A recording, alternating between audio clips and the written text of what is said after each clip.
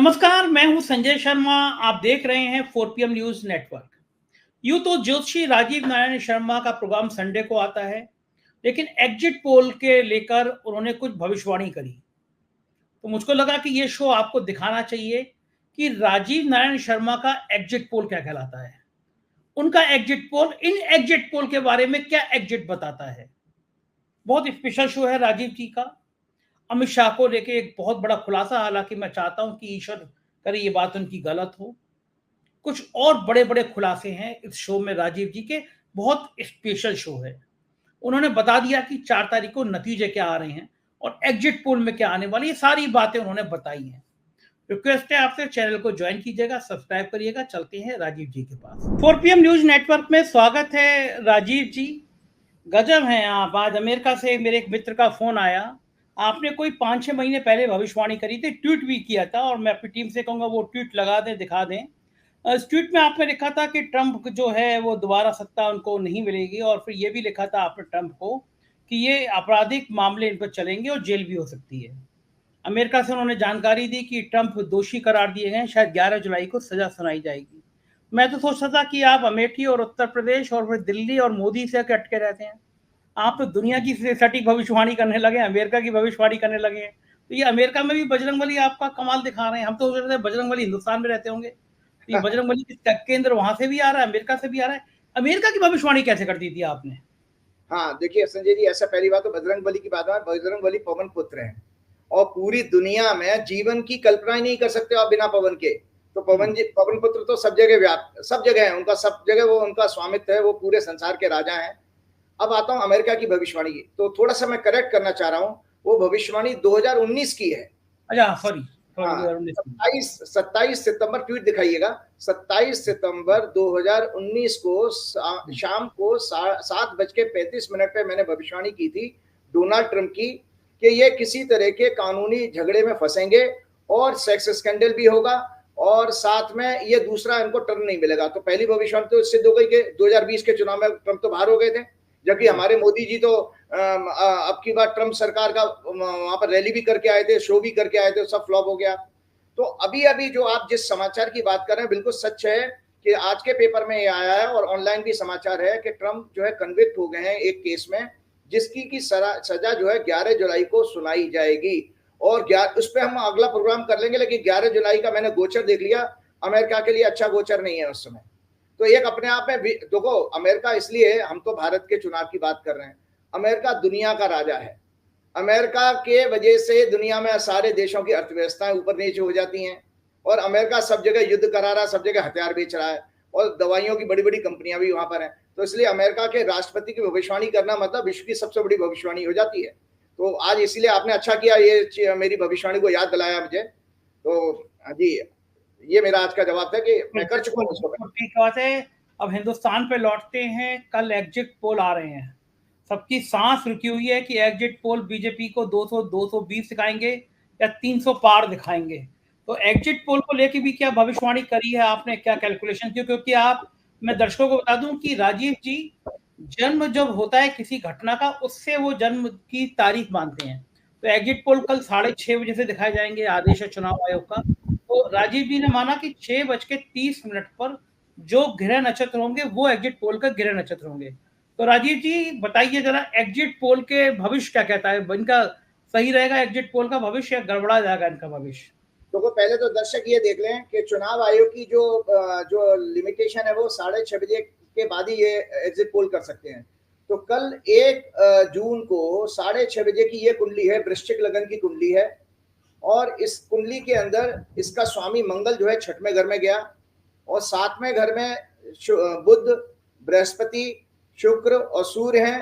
5वें घर में चंद्रमा पीड़ित है राहु केतु के साथ में, और शनि इसका चौथे घर में, जिसकी दृष्टि से मंगल पीड़ित हो रहा है 6वें घर का। मतलब इस कुंडली में क्या आता है कि लग्नेश और लगन का स्वामी मंगल है, दोनों शनि के प्रभाव में आ रहे हैं, इसका एक मायने है।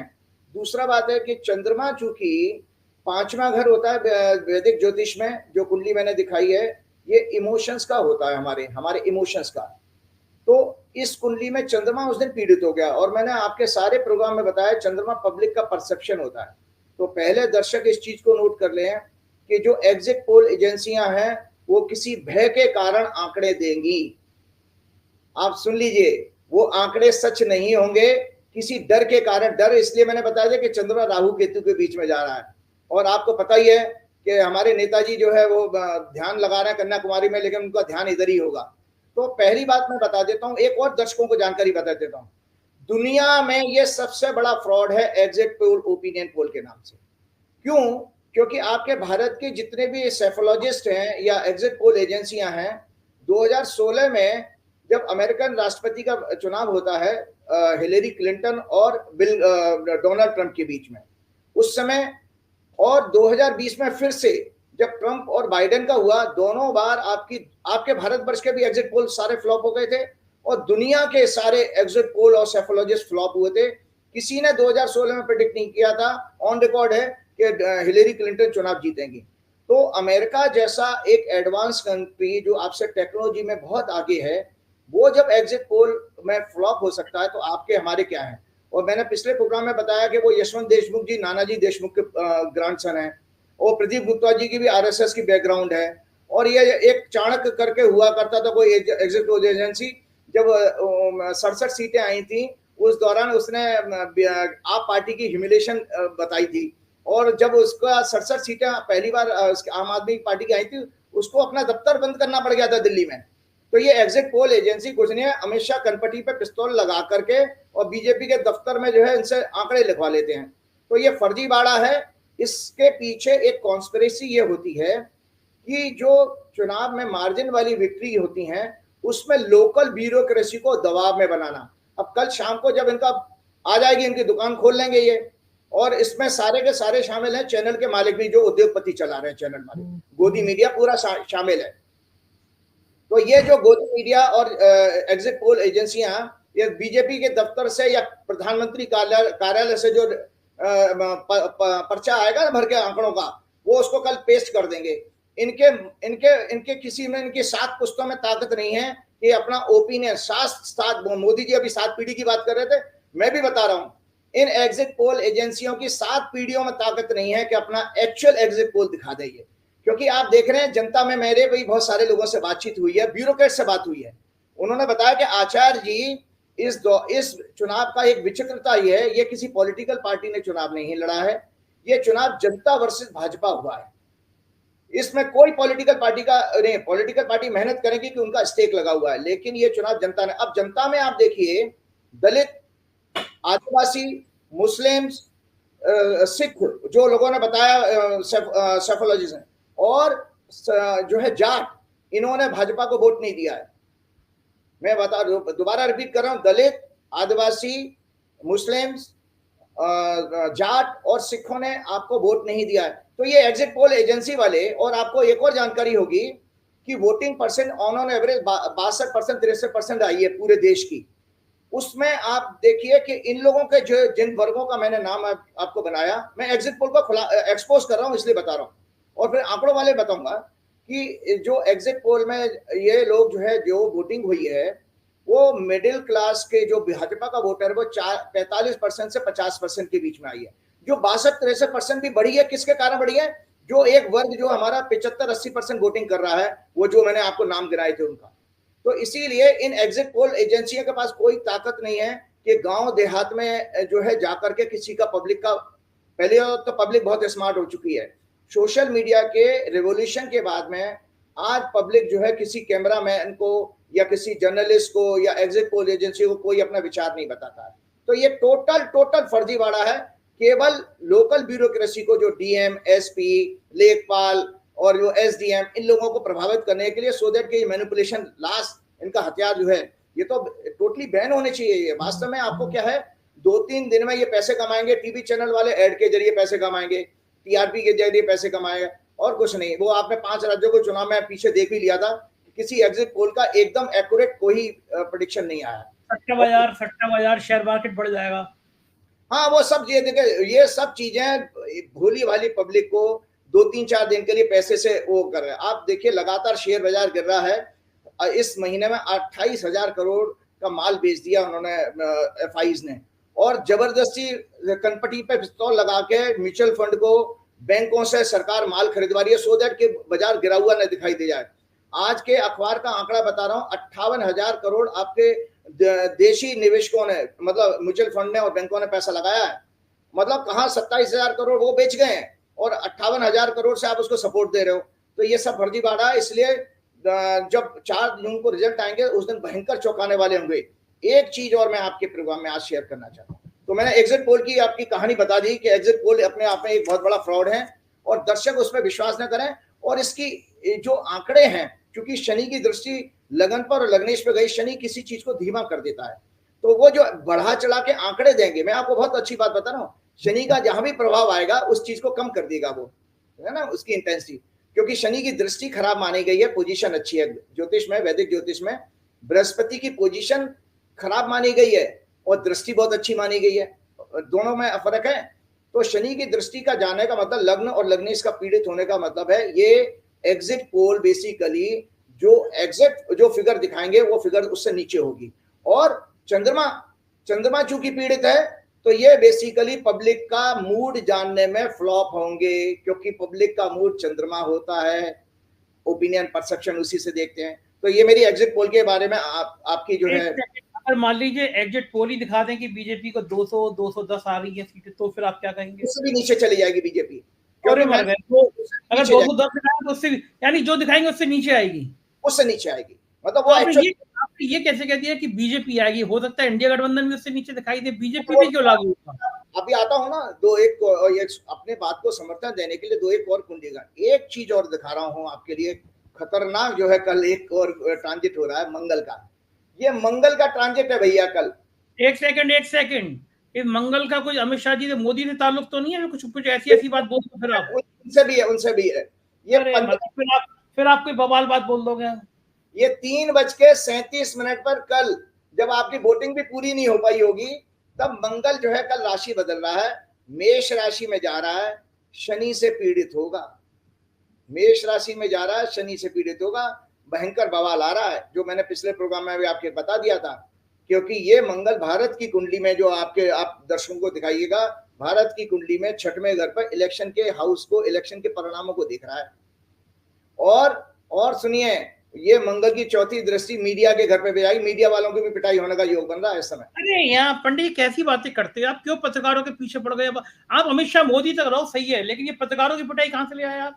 वही तीसरा घर भी इसी मंगल से पीड़ित हो रहा है। ज्योतिष का फंडामेंटल सिद्धांत है कि अगर पाप ग्रह दूसरे पाप ग्रह से पीड़ित हो जाता है तो वो बहुत ज्यादा खतरनाक, डिवास्टेटिंग हो जाता है, मतलब अति क्रूर हो जाता है। उसकी मंगल की चौथी दृष्टि तीसरे घर पे, तीसरे घर से किसी भी के लिए कम्युनिकेशन और मीडिया देखा जाता है। और मतलब गोदी मीडिया वालों के चप्पलें पड़ेंगी। बिल्कुल चप्पलें पड़े या कुछ उनको दौड़ाया जाए। भाई चप्पलें पड़ने की बात नहीं है, वो तो एक मुहावरा हो गया, लेकिन वो दौड़ाया जाएगा, क्योंकि वो अभी भी चुनाव के टाइम में भी देखिए रिपोर्टिंग नहीं कर पाए हैं। आप लोगों को पता है, गांव-गांव से खदेड़े गए हैं, उनकी रिपोर्टिंग एसी कमरों में बैठ करके हुई है, आप सभी जानते हैं इस चीज को। तो मैं इसमें बताना चाह रहा हूं कि ये तुला लगन बना उस समय, जिस समय ये मंगल राशि बदल रहा है, तो हमने एक लगन बना लिया। जैसे हम अमूमन आपको बताते हैं कि जिस समय कोई ग्रह, इसको कहते हैं दशा प्रवेश, कि ग्रह प्रवेश है, कि मतलब एक ग्रह ने राशि बदली तो उस समय क्या कुंडली बनी। तो इसके 6वें घर में चंद्रमा राहु, 5वें घर में शनि, 7वें घर में मंगल और 8वें घर में सूर्य, शुक्र, बृहस्पति और बुध होंगे। इस कुंडली में ग्रह प्रवेश, जो मंगल के राशि परिवर्तन की जो कुंडली बन रही है, उसमें 10वें घर का स्वामी चंद्रमा, 10वां घर कहीं भी आप आ जाए, नोट कर लीजिए, रख लीजिए, वो सत्ता का होता है। और सत्ता के घर का स्वामी चंद्रमा 6वें घर में पीड़ित है। तो मंगल की राशि का परिवर्तन भी ये बता रहा है कि जो सत्ता में बैठे लोग हैं उनके लिए भयंकर घोर मानसिक कष्ट का योग बन रहा है कल, घोर मानसिक कष्ट का योग। अब इसको सपोर्ट और करता हूं, मैंने आपकी कुंडली में दिखाया, दिखाइएगा, ये भाजपा की वार्षिक फल है, जो आपने पिछले 2-3 प्रोग्राम में भी दिखाई है। ये भाजपा का जो वार्षिक फल है, मतलब जो एनुअल, और उसको भाजपा की स्थापना दर्शकों को पता ही है कि 6 अप्रैल 1980 को हुई थी। तो इस साल का जो एनुअल है उसको 6 अप्रैल 2024 को जो बना, शाम को 6:31 पे बना था। और इसमें कन्या लगन निकल के आया, 7वें घर में शुक्र, राहु, सूर्य, और छठवें घर में मंगल, शनि, चंद्रमा, और 8वें घर में बुध था, वक्री था, अस्त था, जो लगन का स्वामी, कन्या लगन का स्वामी बुध होता है। कन्या, बुध की 2 राशियां होती है, मिथुन और कन्या।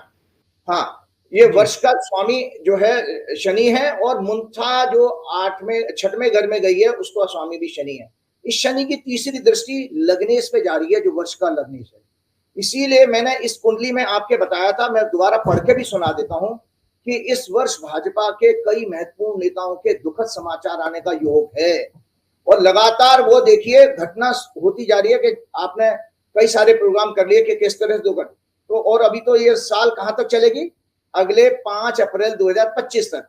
तो मैं आपको एक बहुत बड़ी जानकारी कल एग्जिट पोल के बाद की एक सूचना दे दे रहा हूं, एक चौंकाने वाला, मतलब ब्लास्टिंग है आज का प्रोग्राम हमारा, धुआं उठा देगा, और मतलब जिसको कहते हैं कि चूल्हे हिल जाएंगी, देसी भाषा में कहते हैं चूल्हे हिल जाएंगी, तो चूल्हे हिल जाएंगी, समझते हैं आप बातें? हाँ, पूरी फाउंडेशन हिल जाएगी। तो एनुअल हॉरोस्कोप का जो मैंने आप लोगों को बताया, भाजपा की स्थापना 6 अप्रैल 1980 को हुई थी। इसका मिथुन, लग्न और वृश्चिक राशि है। चंद्रमा नीच का होकर झगड़े, मैनिपुलेशन के 6वें भाव में वक्री राहु केतु से पीड़ित, मंगल से पीड़ित हो रहा है। वर्तमान वर्षफल 24-25 का 6 अप्रैल 24 को साय 6:31 पे शुरू हुआ। अब मैं इसमें बता रहा हूं कि इनके महत्वपूर्ण, इसमें मैंने फलादेश लिखा था, ये दिखा भी दीजिएगा, इनके महत्वपूर्ण नेताओं के गंभीर बीमारियों और अन्य अशुभ समाचार का योग बना रहे हैं। इस वर्ष पार्टी के बिखरने और टूटने का, सहयोगियों के साथ झगड़े का भी योग है। मतलब एग्जिट पोल आने के बाद अगर इनके एलाइज के टूटने के समाचार आ जाए कि नीतीश कुमार भाग गए, चंद्रबाबू नायडू भाग गए, ये आप देख लीजिएगा, और पार्टी में भी विघटन हो रहा है, कोई विरोधी गुट निकल के आ सकता है जो मोदी जी को चैलेंज करेगा। वर्षफल भाजपा के तीसरे बार पूर्ण सत्ता में आने के योग का संकेत नहीं दे रहा है, जो मैंने अभी दिखाई कुंडली। इनके विदेशों में छवि और बिगड़ेगी, जनता का इनसे मोह भंग होगा, इसीलिए वोटिंग परसेंटेज कम हुई है। ये सारी घटना मैंने आपके उसमें बता दी। तो इसके केस में कल जब होगा, मैं आपको बताता हूं आने वाले टाइम में क्या होगा। सुशील मोदी जी की अचानक मृत्यु के बाद भाजपा बिहार में खत्म, शिंदे और अजीत पवार के साथ जो गठजोड़ किया था वो महाराष्ट्र में भाजपा खत्म, भाजपा का अंत होने जा रहा है, इसलिए सिलसिलेवार बता रहा हूं। पंजाब में भाजपा नहीं है, महाराष्ट्र में भाजपा नहीं होगी, खत्म, इनका वजूद खत्म हो जाएगा। बिहार में भाजपा खत्म हो जाएगी, तो सुशील मोदी ने जो भी भाजपा खड़ी की है वो सुशील मोदी ने खड़ी की थी। उत्तर प्रदेश में भी इनका बुरा हाल होगा, क्योंकि इनके पास कोई बड़ा नेता नहीं है। मतलब आप देखिए मोदी अमित शाह ने क्या किया कि लगातार पार्टी को इतना कमजोर कर दिया कि जमीनी राजनीति खत्म कर दी है। बेसिकली कॉर्पोरेट के आदमी है, उद्योगपति है ना, व्यापारी है। भाई गुजरात के लोगों का एक मूल आत्मा जानते हैं उनकी क्या होता है, धंधा। और मोदी जी ने आते हुए 2014 में भी कहा था कि मैं तो धंधा करने आया हूं, तो उन्होंने वास्तव में राजनीति में धंधा ही किया। इसीलिए जो जमीन के नेता थे, चाहे वो वसुंधरा राजे थी, चाहे शिवराज सिंह चौहान थे, या राजनाथ सिंह थे, गडकरी थे, इनका सबका जो है कमजोर कर दिया उन्होंने। तो ये मेरा वर्षफल, ये मंगल का राशि परिवर्तन है, इसको जरूर हाईलाइट बनाइएगा कि मंगल का राशि परिवर्तन बीजेपी के लिए मौत की समाचार लेके आ रहा। सत्ता भी जाएगी, पार्टी भी टूटेगी, सहयोगी भी भाग जाएंगे। और इसके लिए आपको बता दूं, चूंकि जो वर्षफल मैंने दिखाया, मैं कुंडली दोबारा नहीं दिखाऊंगा, केवल संकेत दे दूंगा। अमित शाह की भी यही कुंडली है, कन्या लगन की कुंडली। अमित शाह की कुंडली में जन्म का चंद्रमा नीच का, जन्म का मंगल नीच का है, और वो दूसरे भाव में नीच का सूर्य बैठा उनके, और बुध भी, लग्नेश भी वहीं बैठा, उसको चौथी दृष्टि से देख रहा है। उनकी जन्म की कुंडली में शनि 6वें घर में है, जो जन्म का मंगल उनको 8वीं दृष्टि से देख रहा है। अब जो मंगल कल राशि परिवर्तन कर रहे हैं, हमने निरंतर पिछली भी चर्चा की, अमित शाह जी कोई अनुष्ठान करवाएं, अपने लिए पूजा पाठ करवाएं, उनके लिए भी कोई भयंकर अशुभ समाचार, हेल्थ का या जेल से संबंधित कानूनी कार्रवाई का कोई योग बन रहा है। कल 3:37 के बाद, कल की दर्शक नोट कर लें, 3:37 के बाद अमित शाह जी के लिए भी एक अच्छा समय नहीं है। भाजपा के लिए खराब और अमित शाह जी के लिए भी खराब है, क्योंकि 45 दिन गोचर होता है, 45 दिन अपने आप में बहुत होते हैं। ये शास्त्रों का नियम है। देखिए संजय जी, जब किसी की मृत्यु आती है तो उसका 8वां घर पीड़ित हो जाएगा, लगन पीड़ित होगा, 8वां घर है मृत्यु का, मतलब 8वां घर में पाप ग्रह नहीं आने चाहिए, पीड़ित नहीं होना चाहिए। और 6वां घर तो उनकी दशा अभी चली रही है, क्योंकि उनकी वर्तमान में दशा जो है बृहस्पति में शनि की दशा शुरू हो चुकी है। और मैंने आपके पिछले प्रोग्राम में बताया भी था कि 2010 में भी जब ये शनिदेव आए थे, राहु में शनि जब आया था, तो उनको जेल जाना पड़ा था 3 महीने के लिए, और तड़ी पार भी हो गए थे ये। तो ग्रह ने उस समय भी इनको दंडित किया था, और अब वापस ये दंड के लिए यहाँ पर आ गए हैं। इसके साथ साथ जी कुछ कह, हाँ, तो मेरा ये है कि मैं ये कह रहा था कि एग्जिट पोल के, यानी एक तरह से आपने कह दिया कि एग्जिट पोल गलत ही साबित होंगे नतीजों में। भाई देखिए, मैंने आपको अपने पिछले प्रोग्राम में फेक न्यूज की एक बुक दिखाई थी। हाँ, आपको हाँ। आपको मैं बता देता हूं, आपने जिनकी फेक न्यूज की किताब दिखाई थी, उनका मेरे पास मैसेज आया कि संजय जी बहुत बहुत शुक्रिया, आपने हमारी किताब दिखाई। वो लेखक थे उस किताब के। हाँ, डॉक्टर सूद है, कोई गौरव सूद करके, और हाँ। एमएटी में वो प्रोफेसर हैं, एमबीए की क्लासेस लेते हैं, अच्छे इंसान, मेरे घर में काफी देर बैठ के गए थे। तो I am really thankful to mister Sood कि आपने मुझे वो देख करके इनपुट दिया, जिसके मैं आप दर्शकों को बोल पाया। और आपको बता दें संजय जी, ये जो एग्जिट पोल है, ये भी अपने आप में सबसे बड़ा फेक न्यूज है। क्योंकि देखिए, किसी पब्लिक के, हमारे आपको, आप बताइए, हम लोग 2 लोग बात कर रहे हैं, हमारे आपके अंतर मन को कौन जान सकता है? आपके मन में क्या चल रहा है मैं कह दूंगा कोई? तो अब आप सोचिए, इतनी बड़ी पब्लिक के अंतर मन को, 140 करोड़ लोगों के पब्लिक के अंतर मन को ये एजेंसियां एसी के कमरे में बैठ के जान सकती हैं? या तो बाबा बागेश्वर होते जो मन को पढ़ लेते हैं, वरना कैसे पढ़ लेते? बाबा बागेश्वर तो पढ़ बाबा लेते। बागेश्वर भी खत्म, बाबा बागेश्वर की भी दुकान बंद हो चुकी है। बाबा बागेश्वर मध्य प्रदेश के चुनाव के बाद बीजेपी ने यूज एंड थ्रो किया, उनको खूब दौड़ाया, बिहार में भी ले गए। आजकल दुबई घूम रहे हैं बाबा जी। हाँ, तो बाबा जी तो, चलो बाबा जी के शुक्र की दशा आ गई हो, तो इसलिए मौज मस्ती कर रहे हैं बाबा जी। तो बाबा जी का भी ऐसे, बाबा जी का विवाह हो जाएगा फिर तो, शुक्र की महादशा आ गई तो। हाँ हाँ, नहीं, मैं महादशा तो मैंने ऐसे ही तुक्का मारा है, क्योंकि मुझे कोई उसके बाद उसकी कुंडली तो है नहीं मेरे पास में।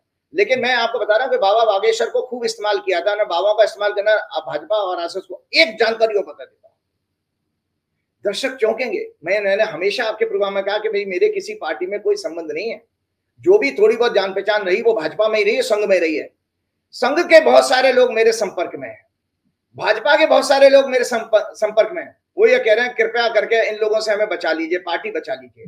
तो वो मेरे से आशीर्वाद लेने आ रहे हैं, मेरे से पूछ रहे हैं, और मैं उनका बहुत बड़ा, वो मेरे सारे के सारे लोग मेरे फैन हो चुके हैं, बीजेपी के लोग। बीजेपी आप इंटरनेशनल स्टार हो गए, ध्यान रखिएगा, भूल भाल मत जाइएगा। हमें अमेरिका से, लंदन से आपकी जो डिमांड आ रही है, भूल भाल मत जाइएगा। किसी ने मेरे को व्हाट्सएप पे मैसेज किया कि भाई आचार्य जी, जरा अगर कोई अगला प्रोग्राम हो तो उसमें हमारे मोदी जी जो ध्यान लगा रहे हैं उसमें भी कोई जरा सा बोलिएगा। देखिए एक बात तो है, मोदी जी ने खुद बता दिया, ये रहस्य खोल दिया, खोलते नहीं, लेकिन उन्होंने बता दिया कि वो अवतार हैं, भगवान के सीधे अवतार हैं, बायोलॉजिकल पैदा नहीं हुए। अब देखिए, भगवान का अवतार ध्यान लगा रहा है तो पावर आई जाएगी ना। ये एग्जिट पोल नतीजे तो फिर चाहे ईवीएम में जादू हो जाए, कुछ हो जाए, फिर तो सरकार बनी जाएगी ना, अगर ऐसे ध्यान लगा रहे हैं तो। नहीं, कोई ईवीएम में पहली बात दर्शकों को मैं बता देता हूँ, क्योंकि मेरा काम धर्म संस्कृति के जो, मतलब उसका जो ओरिजिनल प्योर स्वरूप है उसको बताने का है। पहली बात आपको बता दूं कि मनुष्य को भगवान बनाने का जो कंसेप्ट चला था वो पुराण से चला, पौराणिक पीरियड से। पौराणिक पीरियड कब आया? जब आपके राम जी आए हैं, वरना वेदों में भगवान, मनुष्य को भगवान नहीं कहा गया है। तो आपको मैं बता देता हूँ भगवान के लिए व्याख्या वेद क्या करते हैं, दर्शक सुनेंगे। हम लोगों ने अज्ञानवश जो ईश्वर के विभिन्न रूपों की कल्पना की है वह असत्य है और वेद विरुद्ध है। वेद ने ईश्वर को निराकार माना है। यजुर्वेद के 40वें अध्याय का अंतिम भाग ईश्वर के स्वरूप का वर्णन करता है। ईश्वर कौन है वेद के अनुसार? जिसके गुण, कर्म, स्वभाव और स्वरूप सत्य हैं। मोदी जी के है ही नहीं, मोदी जी तो झूठों का पुलंदा है। जो केवल चेतन मात्र, मोदी जी की चेतना ही नहीं है, वो गालियां देने से लेके जाना, चेतना तो उनकी कमजोर हो गई है। जो एक अद्वितीय सर्वशक्तिमान निराकार सर्वत्र अनादि अनंत है, जिसका स्वभाव अविनाशी है, ज्ञानी, आनंद, शुद्ध, न्यायकारी, दयालु, अजन्मा है, जिसका कर्म जगत की उत्पत्ति, पालन और विनाश करना है, सभी जीवों को पाप पुण्य के फल उचित समय पर देना है, उसको ईश्वर कहते हैं। ईश्वर का स्वरूप वेद कहते हैं सत्य स्वरूप है, ज्ञान स्वरूप है, आनंद स्वरूप है, चेतन स्वरूप है, शुद्ध स्वरूप प्रकाश रूप है और सच्चिदानंद है, स्वरूपों वाला है। ये ईश्वर के सभी गुण कभी भी किसी स्थिति में बदलते नहीं है। तो जो ईश्वर की व्याख्या वेद कर रहे हैं, मैं आपको समझा देता हूँ। ईश्वर सत्य का स्वरूप है, मोदी जी असत्य हैं, पैर के नाखून से उनकी डिग्री नकली, उनका जो है चाय बेचना वाला नकली, तो वो असत्य हैं।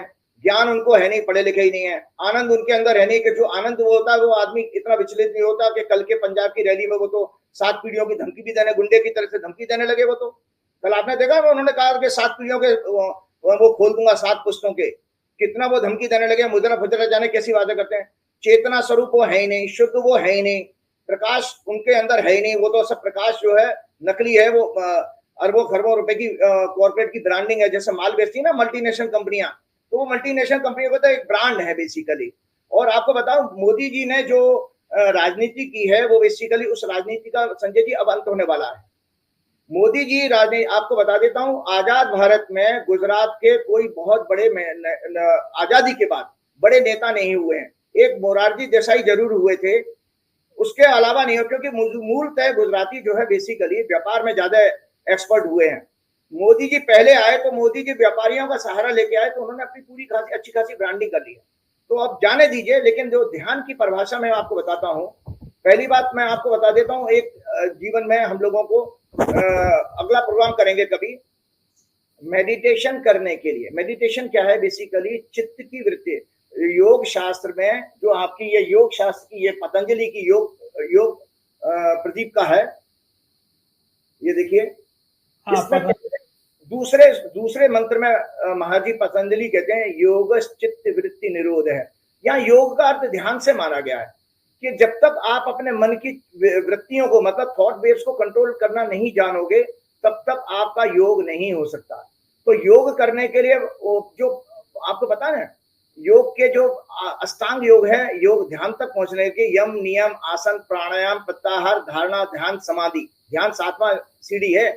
वहां तक पहुंचने के लिए आपको अपना कैरेक्टर बनाना पड़ता है, जो मोदी जी के अंदर नहीं है। तो यम जो है पहले बताया गया, अहिंसा। मोदी जी तो हिंसा की बात करते हैं, सत्य, झूठ बोलते हैं, अस्ते, चोरी ना करना। उन्होंने इतनी चोरी करी है, इतने एमएलए को खरीद खरोद करके दूसरों की गिरी सरकार है। ये चोरी का उदाहरण समझिए। चोरी केवल पैसे की चोरी नहीं होती है। आपने अगर किसी के विचारों की चोरी करी, किसी का आइडिया चुरा लिया, किसी की बुक्स का कॉपीराइट कर लिया, ये कॉपीराइट, ये आर्टिकल लेकर के कट एंड पेस्ट, ये भी चोरी का उदाहरण। चोरी ना करना, ब्रह्मचर्य, अपरिग्रह मतलब संचय ना करना आवश्यकता से ज्यादा, ये यम कहे गए हैं। और सत्य और नियम कहे गए हैं, शौच, प्यूरिटी, इंटरनल और एक्सटर्नल, संतोष, कंटेंटमेंट। मोदी जी के अंदर संतोष नाम की कोई चीज नहीं, ना वो प्यूरिफाइड है। स्वाध्याय, सेल्फ रीडिंग उनकी कुछ नहीं है। तब ऑस्टेरिटी कहते हैं, तब कहते हैं अपने आप को वैराग्य में और तकलीफों में तपाना। मोदी जी तो 10 कपड़े बदलते हैं दिन भर में। और मोदी जी जैसा ऐसा लग्जरी में रहने वाला, जिसने जनता के पैसे से हजारों करोड़ के विमान खरीदे, कई लाखों करोड़ों की गाड़ियां खरीदी, उन्होंने पूरा भोगा है 10 साल जम के।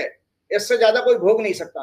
तो ये मैं आपको इसलिए बात बता रहा हूँ कि पंडित जी, मोदी जी की ऐसी राशि में कौन सा ग्रह है और आपकी राशि में ऐसा कौन सा ग्रह है जो आप मोदी जी से इतने चिढ़ते रहते हैं?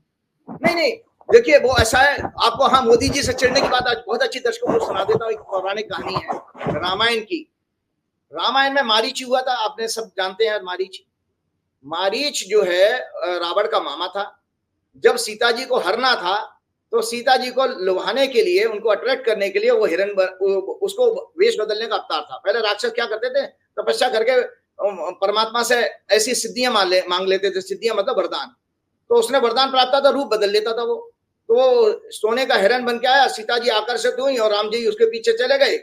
और उसके बाद जब उसको तीर मारा, तो उसने पट्टे ने क्या किया, मारीच ने, हे राम, हे सीते, हे सीते, हे सीते की आवाज लगाई। तो वो जो है सीता जी कंफ्यूज हो गए कि हमारे प्रभु राम तो नहीं कष्ट में है, इसलिए वो लक्ष्मण को उन्होंने भेज दिया वहां से। तो उसके बाद रावण आया, चुरा ले गया। तो एक तो मारीच था, एक मारीच का पुत्र हुआ है, उसका नाम था कालनेमी राक्षस।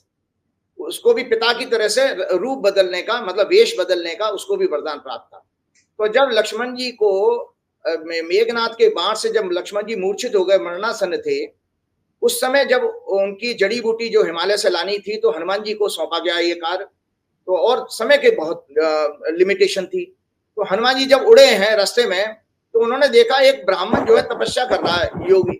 तो हनुमान जी को रास्ता नहीं समझ में आ रहा था, तो उस योगी के पास पहुंचे। तो रावण ने अपनी ट्रिक इस यहां पर भी इस्तेमाल करी है।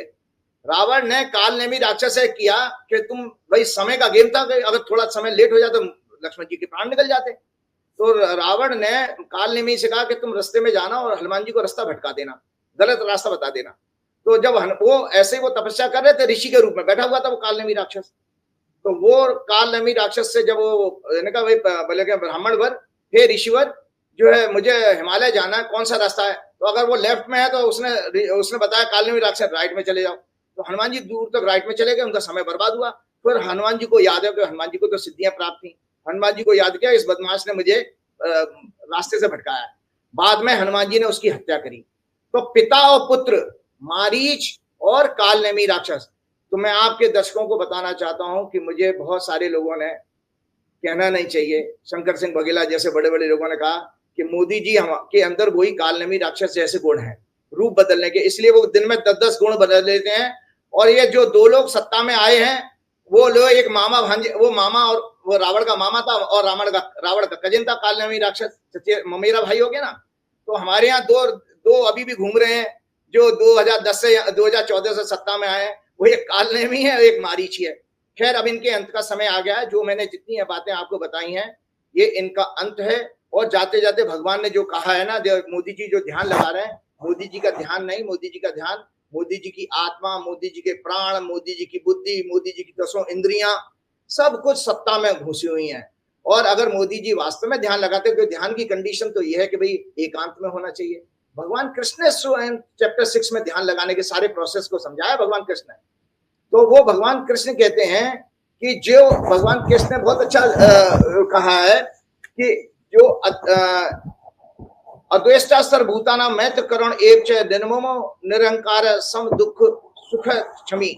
भगवान कहते हैं कि चैप्टर 12 में कि जो प्राणियों में भेदभाव नहीं करता हो, जो दया और करुणा वाला हो, मोदी जी अंदर नहीं है ऐसा, और जो निर्मम और निर्मोही और अहंकारी ना हो, और जो सुख दुख में समान रहता हो, ऐसा मेरा भक्त मुझे प्रिय है। मोदी जी के अंदर विपरीत है। तो जब मोदी जी भगवान कृष्ण की डेफिनेशन में भक्त की श्रेणी में आते ही नहीं है, तो ध्यान कैसा लगेगा? और ये ध्यान में का पाखंड है। ये ध्यान का पाखंड संजय जी बिल्कुल उसी तरह से एक्सपोज होगा जो मैंने आपके प्रोग्राम में बताया था। एंड मैं ही पहला आचार्य था, आपको याद है, शंकराचार्य जी तो बाद में बोलते रहे हैं।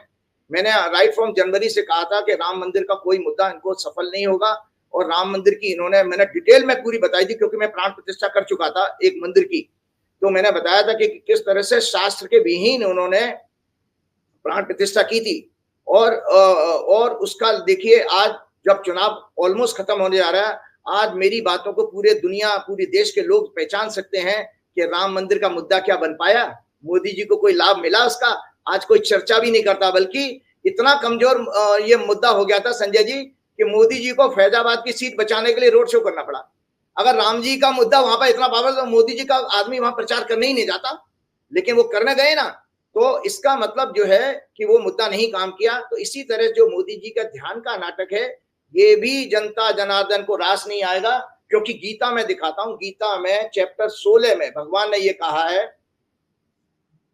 कि जो अनुष्ठान, ये एक अनुष्ठान है, क्योंकि पूरी टीवी मीडिया उसको दिखा रही है, जो अनुष्ठान पाखंड, छल कपट और अपनी महिमा मंडन के लिए किए जाते हैं, दर्शक चैप्टर में देख लेंगे भगवान ने क्या कहा है, वो उनको क्षणिक लाभ मिलता है, वो दूरगामी उनको फायदा पहुंचाने वाले नहीं होते हैं। भगवान ने कहा ये ऐसे अनुष्ठान मुझे प्रिय नहीं है। तो जब भगवान को उनका ध्यान पसंद ही नहीं है, लगे बैठे रहो, अपने मस्ती करते रहो, पिकनिक मनाने गए, ठीक है। संकट ते हनुमान चढ़ावे, मन क्रम वचन ध्यान जो लावे। दर्शकों के लिए एक अपील करना चाहता हूँ। दर्शकों, लगातार मैं 1 वर्ष से आपके पास आ रहा हूं और अपनी बातें कह रहा हूं, तो याद रखिएगा कैसी विचित्रता है कि चुनाव के परिणाम का जिस दिन चुनाव के परिणाम रिजल्ट आएंगे उस दिन मंगलवार है, 4 जून को मंगलवार है। आप सभी से मेरी प्रार्थना है कि 5 हनुमान चालीसा का पाठ रोज करिए जब तक चुनाव के परिणाम ना हो जाएं। जैसे हनुमान जी ने बहरूपिये, नाटकबाज, नौटंकीबाज, पाखंडी राक्षसों को मारा था, काल नेमी राक्षसों को, इसी तरह से अहंकारी सत्ता का अंत होगा। शर्त यही है कि आपकी प्रार्थना शुद्ध और नियम से होनी चाहिए, टूटे ना। सुबह दोपहर शाम में कभी भी कर लीजिएगा, आगे पीछे हो जाए कोई बात नहीं है, एक साथ बैठ के नहीं कर पा रहे हैं, लेकिन सुबह दोपहर शाम में 5 की संख्या पूरी करिए, 5 हनुमान चालीसा करिए। और देखिए ये सत्ता से वापस जा रहे हैं। संकट ते हनुमान छुड़ावे, मन क्रम भजन ध्यान जो लावे, सब पर राम तपस्वी राजा, तिनके काज सकल तुम साजा। और देवता चित्त न डरई, हनुमत से ही सब चुप करे। हनुमान जी के अलावा मेरे चित्त में कोई दूसरा देवता आता ही नहीं है, कृपा करो गुरुदेव की नाई। बहुत बहुत शुक्रिया राजीव जी, बहुत बहुत शुक्रिया, धन्यवाद, थैंक यू। ये थे राजीव नारायण शर्मा और आपने इनकी बात सुनी और सुना कि एग्जिट पोल के काल क्या है और काल के नतीजे क्या है। मुझको यकीन है ये आपकी चर्चा पसंद आई होगी। चैनल को ज्वाइन और सब्सक्राइब करना ना भूलें। अपनी राय